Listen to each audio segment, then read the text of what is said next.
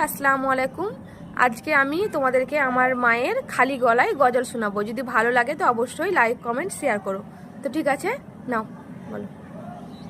এই পৃথিবী ছেড়ে চলে যাব একদিন, মায়ারি বাঁধন ভেঙে যাবে সেই দিন।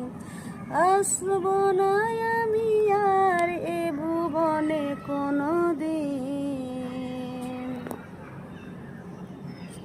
উনি গজল খুব সুন্দর করে, ছোটবেলায় অনেক করেছে, মিলাদেও বলেছে, মানে মৌলভী সাহেবরা জোর করে বলা করিয়েছে।